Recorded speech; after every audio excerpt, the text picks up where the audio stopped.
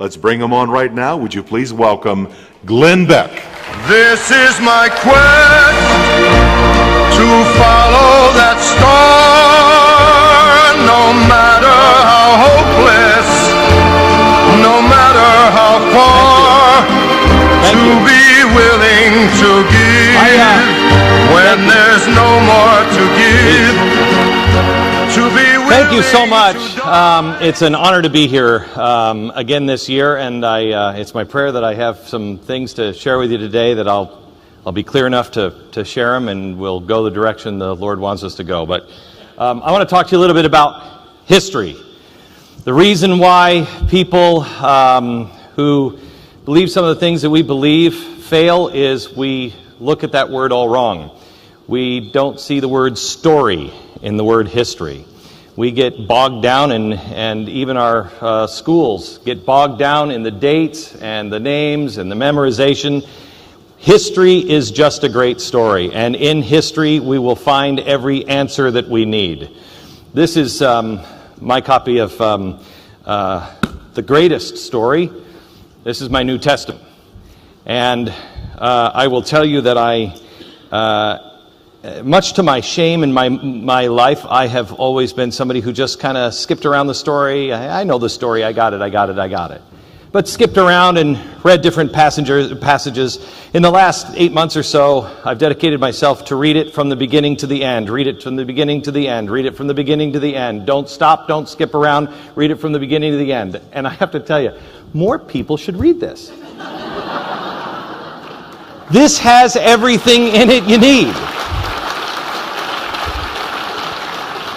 I said to my wife one night, I'm reading this, and I'm like, you know what? We could burn every school book. We don't need any school books. We have everything. You can learn everything you need in this one book. Why would you need anything else? It's great that we have history. It's great that we have mathematics, of course, everything. But all the important stuff is in here. And I just wanted to give you, I write in my scriptures a lot, and I decided to write my own summary for my children. And so I wrote a summary on what this book is. And I wanted to share it with you. This book is a book of revolution. It was written at a time when the world was ugly and brutal. Love and kindness and gentleness was not the norm, and all the rulers were rich and brutal and deadly. Freedom hadn't even been a thought yet. Life was short and ugly, but hope and light and a Savior had been promised. He came, but most only understood power of a king and power through the sword. This guy didn't want revenge or blood. Most people wanted that. Jesus didn't give it to them. He felt it was time for something simple, higher, and happy. The New Testament is simple. He was born, he lived, he practiced what he preached. He practiced what he preached. He healed and he made whole. My favorite story is when he's at the pool of Bethesda and he says, "Will you be made whole?" Think of that. Think of that in the context of Washington, D.C. Will you be made whole? Meaning you've sat there for 40 years. For 40 years, you've sat there waiting for something to happen. Waiting. Do you want to sit here more? Do you want to be that person? Because let me tell you something. If you say to me you want to be made whole, you know what's going to happen? You're going to actually have to now get up and get a job. You are now going to have to get up and get married. You're now going to have children. You're going to have responsibility. Will you be made whole? Most people will say, no, not really. He made people whole. He healed and he loved everyone, even all of the sinners, and even those who killed, scorned, and whipped him. The government, the wise, the scholars, the religious establishment, the wanton rich are lost and are lost together. Peace and love change everything because they change us. He rose from the dead, conquered sin and death for us. So, the point of this book, love one another, especially those who hate you and persecute you. Serve all men. Obey the law, even if it is unjust, and if it is unjust, serve your punishment with joy. All is for our good. Speak love and only love and God's word. Endure. Do not judge one another's. Cleanse yourself first. Sing, pray, believe, exhort with love. Be peaceful, be humble. The tongue is a fire. You might want to keep it silent from time to time. Forgive. Ask forgiveness. Comfort. Be meek. Do not love money, for money is a trap. Consume his word and model your life to that word. That's what this is about. How many of us actually take this now? How many people are there in the United States of America that don't even want to crack this book because it's been made something obscene? I saw a great bumper sticker that said, "Jesus, save me from your followers." Because it's been made obscene, because they don't practice what they preach. We don't practice what we preach. I urge you to see, there's this new movie out next weekend. What was it? The Good Lie. Go see The Good Lie. It's about people who are actually struggling. People who were in the Sudan and had to walk, children who lost their whole family and had to walk 1,000 miles, and then finally, after 15 years, arrive here. And then they meet Americans who have no idea what's going on. And we're bothered with all of these other things. The left was shocked last year when I said, I will gladly stand with even the members of GLAAD against heterofascism, where in Russia they were saying, we will kill those who are homosexual. I will gladly stand with GLAAD against that. I will gladly stand with anyone who says we have to stone adulterers, we have to stone homosexuals over in the Middle East. But instead, we are so wrapped up in what? We're wrapped up in, well, we don't have condoms for everyone. Why don't we talk about the real issues? We agree on so much. We agree in women's rights that women have a right to drive, for the love of Pete, and yet some of our allies don't agree with us on that. How about we work on some of the big issues, because it's becoming obscene, the things we're arguing about now. And we're arguing about them because we don't know our own history. Our children now have the scriptures on their phone. You can read it all the time if you want to. This is a Tyndale Bible. Page after page, smuggled in a sack of flour. Execution if you were caught with it. We have it on our phone. We have a book on our nightstand. We don't even pick it up. How the people just a couple of hundred years ago would have looked at this everywhere and said, oh my gosh, you must be the most righteous people. You must be the greatest people. Oh, I don't know. I don't know. I know the story. I think I know the story. Do we know the story?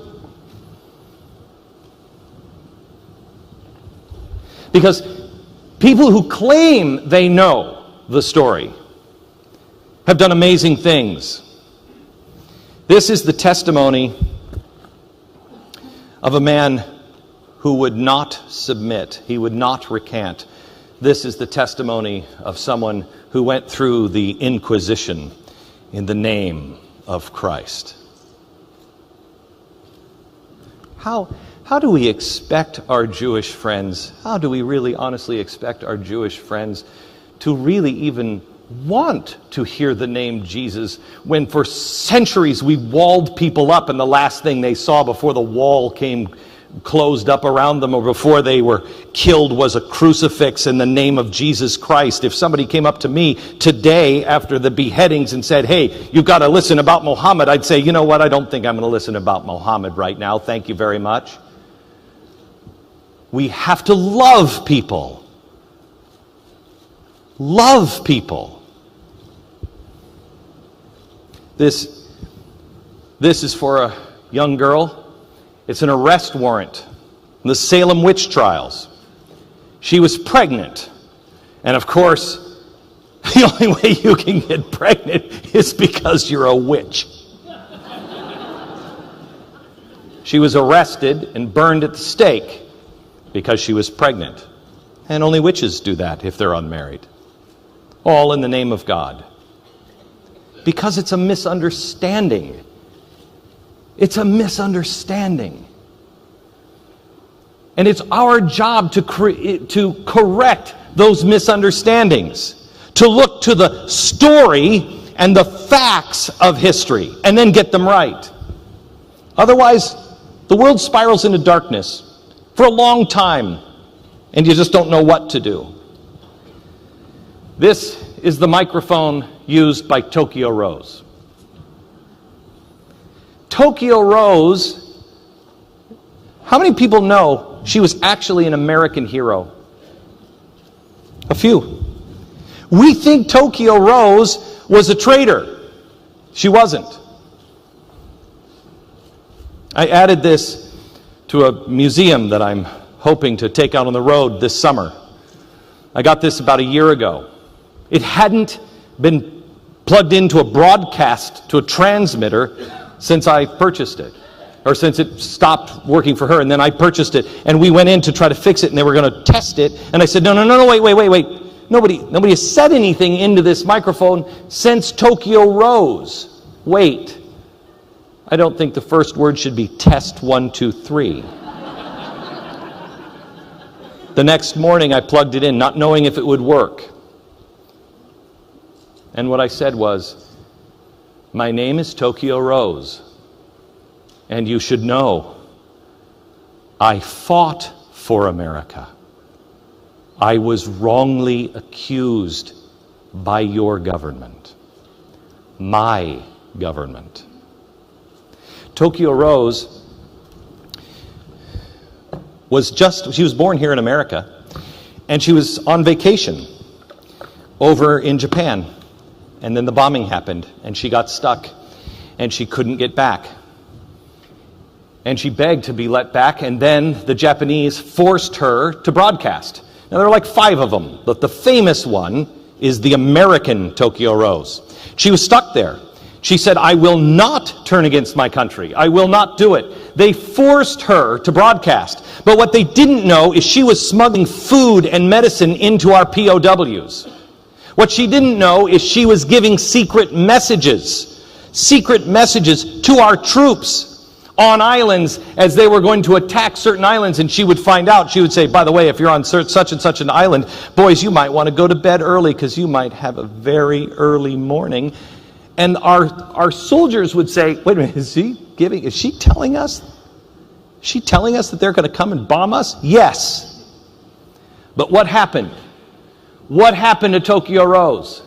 Tokyo Rose changed and became a villain because once the war was over, she just wanted enough money to come home to the United States. She was an American citizen. She wanted to come home, and she was waiting to tell her story. She was waiting to tell the story of the POWs that helped her write those broadcasts. But the media came in, and the media just wanted a good story. They wanted Tokyo Rose, get her! She told the story. They didn't like it. They wrote another story. She went to jail in Japan. She served time in Japan. Then she finally got out and had enough money. She came to the United States. Again, the media decided Tokyo Rose can't be here. This is obscene. And so the media, along with the government, because the government needed a good story, there were some bad things happening. They needed a good story. The most expensive trial in American history up to the point. She went to prison until finally enough of the POWs finally could get the word out and say, she is innocent. The government told us to lie. She's innocent. Gerald Ford pardoned her in 1976.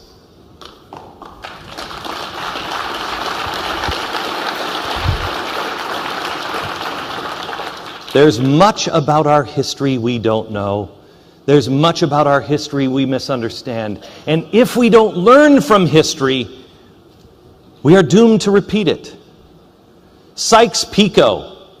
This is the reason why we are having the problem in the Middle East today. Sykes-Picot. You don't know what it is? I urge you to look it up. It is the carving up of the Middle East by France and England. Right around the time of World War I. They promised the Muslim world a caliphate. We're going to get rid of the Ottoman Empire, but we'll give you a caliphate that will include the Levant, ISIS or ISIL, Levant. We'll give you an Islamic state and the Levant. Well, they're just cashing that check in now. In fact, ISIL, nobody cares to see. They have their own production company. They just did last week a new video that said the end of Sykes-Picot. It showed the Muslim terrorists walking across the border saying, see, we don't care about those western borders anymore. The end of Sykes-Picot. That's what's happening. And if you don't understand what Sykes-Picot is, if our media doesn't have the intellectual curiosity of what Sykes-Picot is and what these people really want, then they will behead all of us until somebody says, wait a minute, what is it they're really doing? And you have to have the courage to ask. This is the original letter from Neville Chamberlain. This is the letter from 10 Downing Street. This is the letter that he wrote after he met with Hitler, and he meets with the Hitler Youth. And the Hitler Youth said, you know what, we should do something great. And he meets all the Hitler Youth. Oh, you guys are great. A little spooky, but great. He talks about how he had just met the Fuhrer, and we have so much in common. And he says, our mutual interchange of visits has been very helpful. The understanding between nations is so essential to the settlement of differences and to the appeasement of the world. Neville Chamberlain. You cannot appease the world. You have to, with love, explain what the facts are. Hold to the truth. Know what the truth is. Hold to the truth. Occasionally, you might have to turn a table over. But you don't. But that's not where you start. In the end, if people don't hold to the truth, then you get to this place. Bonhoeffer was part of a plot to kill Hitler. This is the napkin from the assassination attempt. The blood stains and the holes. He survived. Bonhoeffer was part of this. Bonhoeffer was the biggest peace activist possible because he had nothing left. All options were gone. Why? Why did Bonhoeffer have to go here? Bonhoeffer had to go here because the German people's hearts had gone cold. The Lutheran Church was just telling the organist, turn the organ up, play louder, sing louder as the trains to Auschwitz went by. The heart went cold. Love must be sown in our hearts. We've got to cleanse ourselves from the anger, from the vengeance. Why did Judas Why did he sell out Jesus? I'm convinced he sold Jesus out because he wanted revolution. Everybody wanted revolution. They wanted this to end, and that's what the Messiah was promised. We were promised a David. We were promised a warrior king. That's not you. What are you doing? We want Barabbas. Barabbas wasn't just a murderer. He was a revolutionary. I'll get him. I'll kill him. I know what they did. I'll get him. That was Barabbas. Jesus was the other. Revolution through peace and love and harmony. How many of us would sit at a table now and say, I want a revolution of love? And how many of us would say, I want this to stop? Which spirit is leading you? Which spirit is leading all of us? I know just as much as you do. I'm mad as hell. My country is being squandered, is being stolen. Our values, what are our values anymore? What are they? For too many people, it's profit. I am the king of profit. I love profit. I love the capitalist system. I get it. I don't begrudge anyone from making money. You can spend that money any way you like. I will tell you, spending it on other people, investing it in people, sharing it because it's in your heart, that's going to open up doors for you and world to you that you never ever imagined possible. But if you want to be Scrooge, you'll have your night with Jacob Marley. Have at it. That's your choice. There's nothing wrong with the free market. There's nothing wrong with capitalism. There's nothing wrong with rich people. What's wrong are people who are so dead set on just being rich and holding on to their money. Let go. The whole world is about to change. Let go. What are you going to do with it? What is it going to be worth? Have you seen the debt clock? What's it going to be worth? It's worth something now. Put it to use. Right now, we are all in profit mode. Got to make the quarterly profits. Make the profit, make the profit, make the profit, make the profit. And after that, it's protect it. Protect it. Don't lose anything. Don't lose anything. Protect it, protect it, protect profit, protect it. Where do people come in? Where does the product come in? Why are we even doing the stuff we're doing? You get up in the morning. Why do you get up? Is it so you can make somebody money? Make yourself money? Maybe you get up because you have to make money because you got to put food on the table. You got to keep things going. You want to get your kids into school? Got it. But that's not really why you get up. You get up in the morning because you love your kids. You love your family. Those are our principles. We hold these truths to be self-evident. That all men are created equal and endowed by their Creator with certain inalienable rights, life, liberty, and the pursuit of happiness.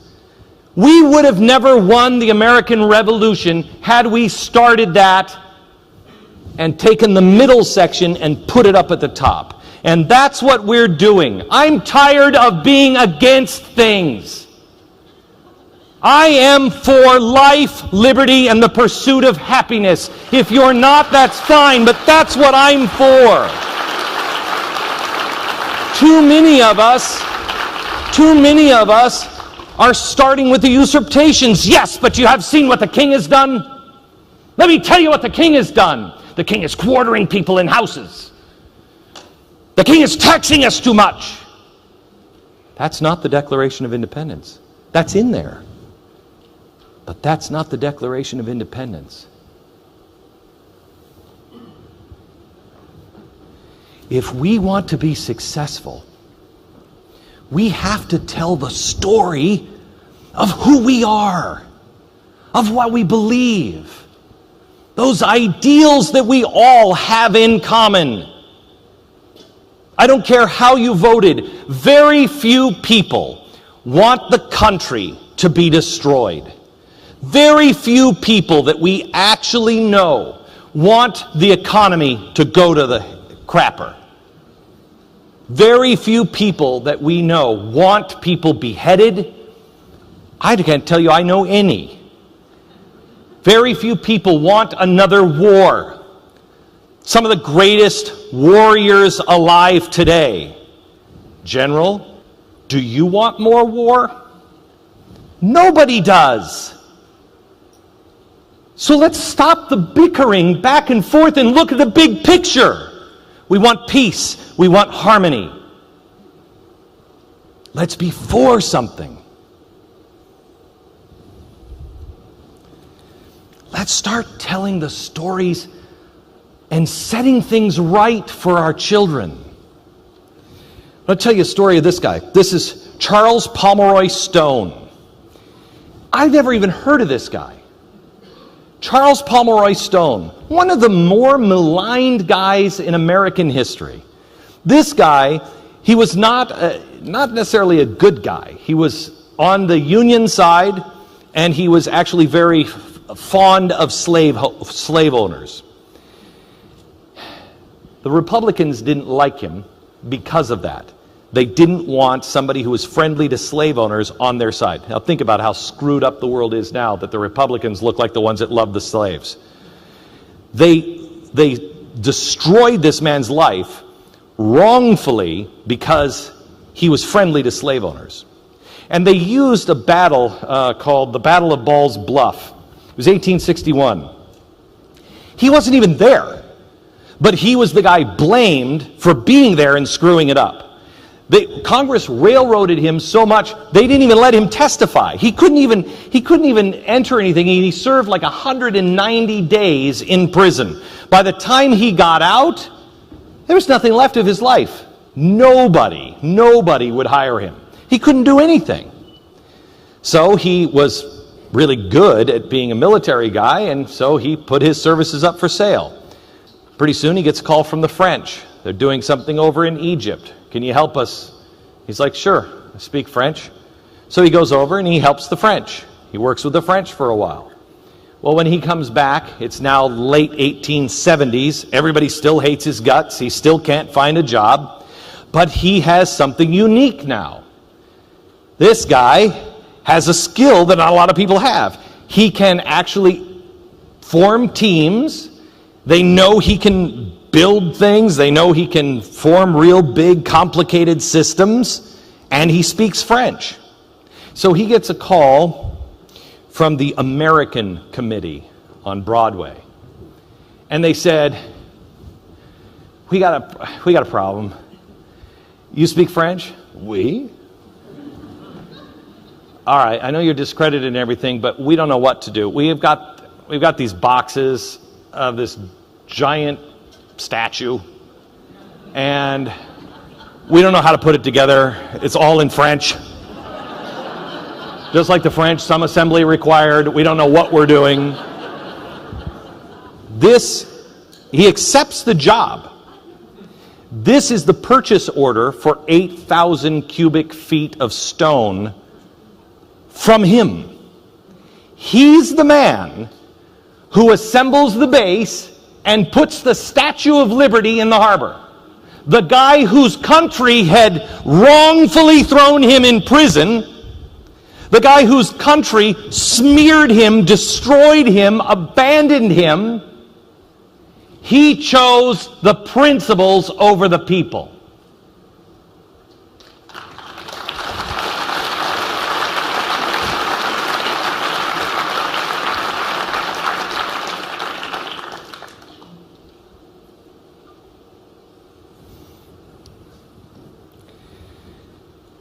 Raoul Wallenberg is one of my favorite guys. Raoul Wallenberg's principles. His principles were, you don't round people up and kill them.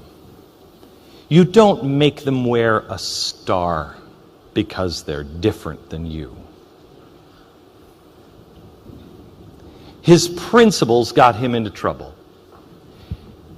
His principles had him just a guy who was working at the embassy.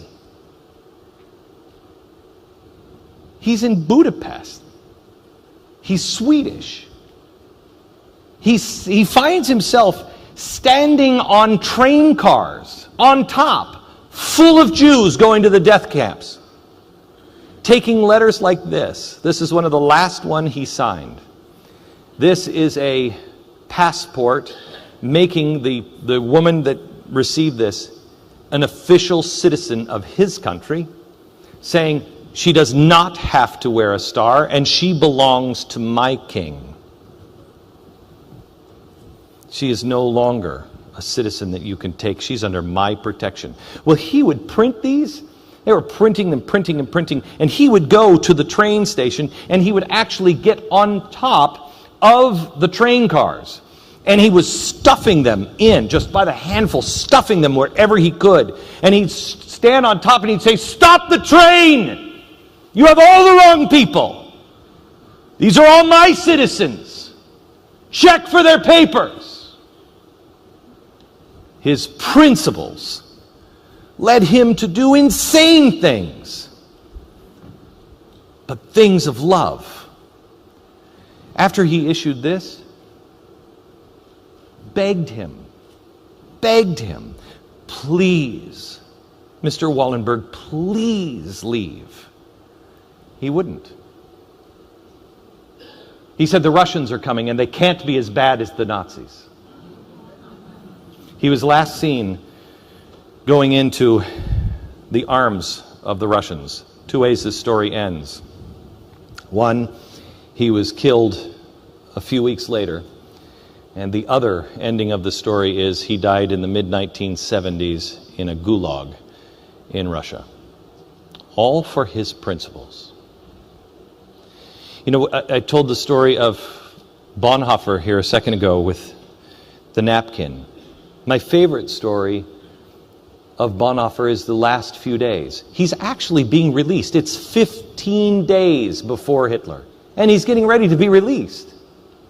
He's in a truck, and the truck happens to break down. That's the only reason why he's now moved to another concentration camp. And he's put in this concentration camp, and he's put in the same cell with a double spy, a woman who was a prostitute, and the doctor who did the experiments on the Jews. He was the guy who would put Jews out in the cold and pour water on them, test hypothermia. He'd take them up in airplanes to see how hard you would go before you would pop. His crime? None of that. His crime was he released the information to the world. We still use that information in our hospitals. His crime was he released it to the world because he said, we have to save people. I don't know how many people he could save. And Hitler said, we're not saving people, we're saving Germans. So Bonhoeffer spent his last few days with that guy and a prostitute who were apparently extraordinarily vile. And he preached to them. He sang to them. He talked to them. As they led him to his death in the woods, as they executed those two, he was third. He wasn't freaking out. When they came to get him, he was there by the gallows, like this, praying. Not begging for his life. Joy. Bonhoeffer didn't lose. Bonhoeffer won. Yes. Bonhoeffer won.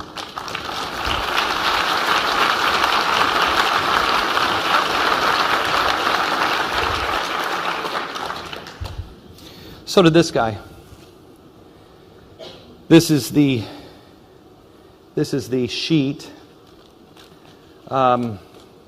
This is the sheet, the piece of the bed sheet from Abraham Lincoln. These are Abraham Lincoln's bloodstains. Why did he die? Why did he die?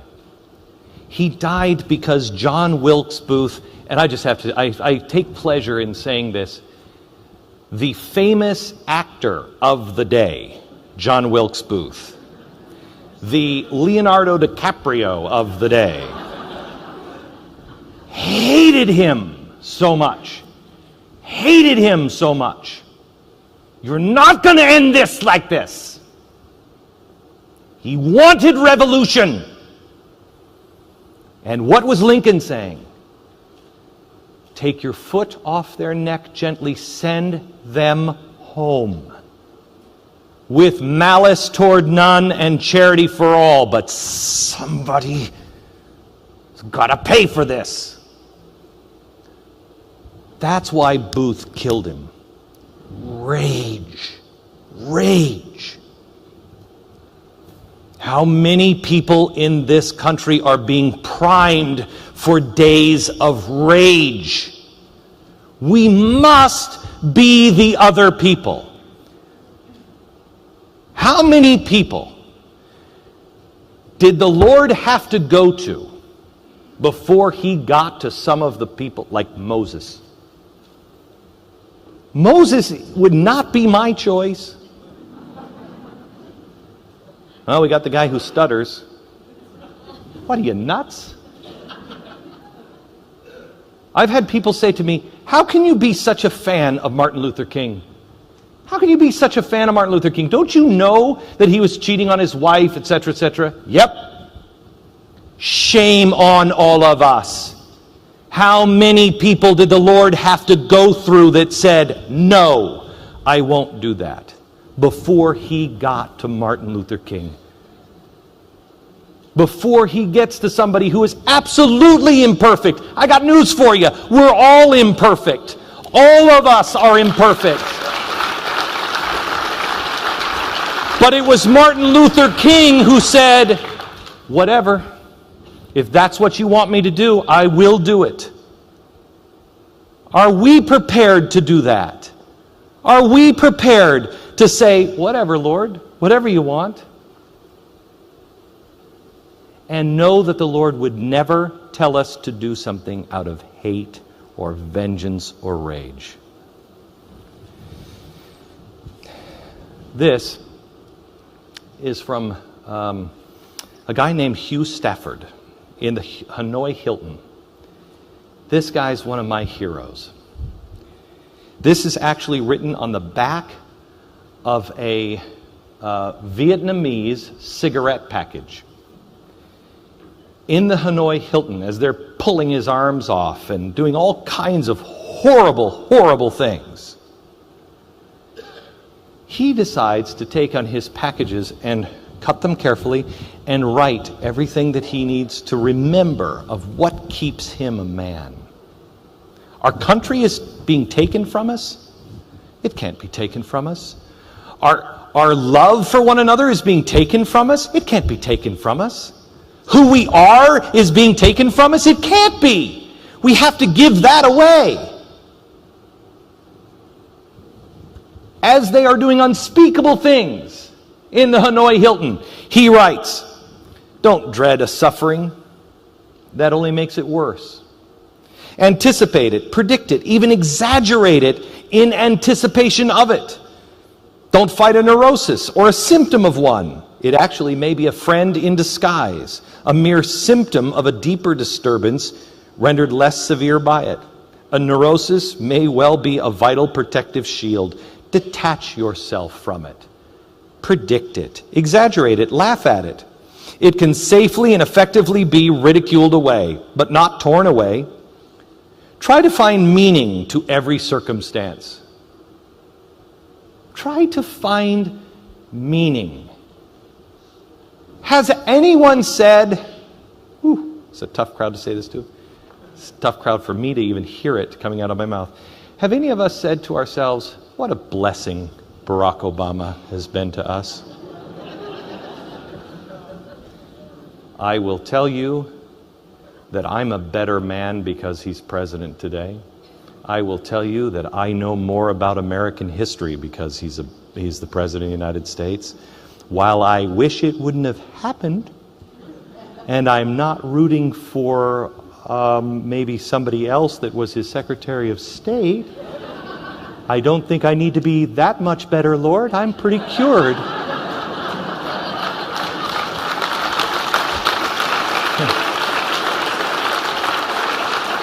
I'd like to skate for the rest of my life, thank you. We are all stronger because of it. We are all stronger because of it, if we don't let hatred corrupt what we have. He said,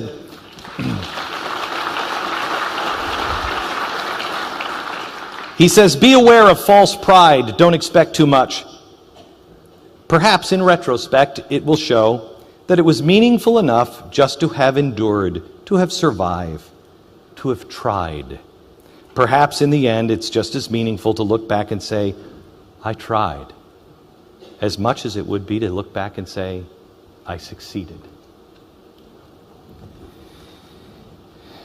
I just want to ask you, what do your scriptures look like? If that's what you're basing your life on, I don't care. Part of me believes religion is the problem. Faith is the answer. But as we go through, what do your scriptures look like? And I ask this for this reason. This is a copy of Mein Kampf, and this is from von Stauffenberg. If you know who General von Stauffenberg was, Valkyrie, Tom Cruise. The guy who tried to kill Hitler. Guy who's there. This is his copy of Mein Kampf, given to him by the Fuhrer. Okay. Look at the edge. It's not worn at all. It's perfect. I can open this book. It's never been opened. The guy wasn't a Nazi. Clearly was not a Nazi. And you don't need the whole I tried to kill Hitler thing to prove it. You can just look at his book. He's not pouring through it. He doesn't believe it. This is the Bible from King Louis. He loses his head. This is his Bible. It is perfect. Look at the gilding. It's perfect. Was he living what were his principles? Unless he had a photographic memory and read this once, it probably wouldn't come from this book. This with a broken back. The pages are almost falling out.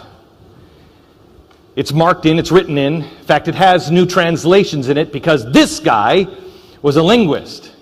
And he said, yeah, this translation, he got it wrong, and I want to make sure that I correct it here. So he corrected the translation in his scriptures.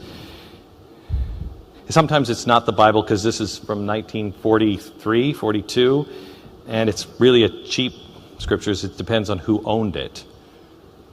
J.R.R. Tolkien. His scriptures have been read. His scriptures have writing in it. I will tell you that for many people in America, this is their scripture. This is dedicated, and I want to quote, if it's still in this edition, yes it is, lest we forget an over-the-shoulder acknowledgement of the very first radical from all of our legends, mythology, and history, and who is known in and who knows where mythology leaves off and history begins, and which is which. A tip of the hat to the first radical known to man who rebelled against the establishment and did it so effectively, at least he won his own kingdom, Lucifer. Really? I mean, I thought that was something that we could have woken everybody up from a dead sleep. You want to talk about things we hold self-evident? Hey, what do you think? Should we follow the guy who's dedicating his book to Lucifer? No, I'm going back to sleep now. Or this one. But this is your choice. This is your choice. Because the whole world is being redesigned. It is all changing. And I want to tell you at least who I am and who I believe Americans are. This is the actual lunar landing map from Apollo 12. This is the map that they used, and they're like, oh crap, don't land there. you'll see, if you looked at it closely, it has little X and O's all the way on all of the lunar surface. The X mean don't land there. The O's mean, well, give it a whirl. But what's amazing is that's from Apollo 12. And if you look at it, it's all taken in strips and individual pictures and then pasted together, because while Neil Armstrong was down on the surface, Grissom was up circling the moon, photographing. So that was made by somebody who didn't have a map while they were down there. So who are we? The world is being redesigned. We don't have a map. We only have a really good compass. As it is being redesigned, as it's being redesigned, have no fear. If we take a misstep here or there, it's okay. We'll make it, and there will be others after us if we stick to our principles. Let's go explore what's just beyond the horizon for the Americans. Let's see what the next chapter is that we have to write. Let somebody else follow the X's and the O's in the next generation. God bless you. Thank you very much. Here's my quest to follow that star.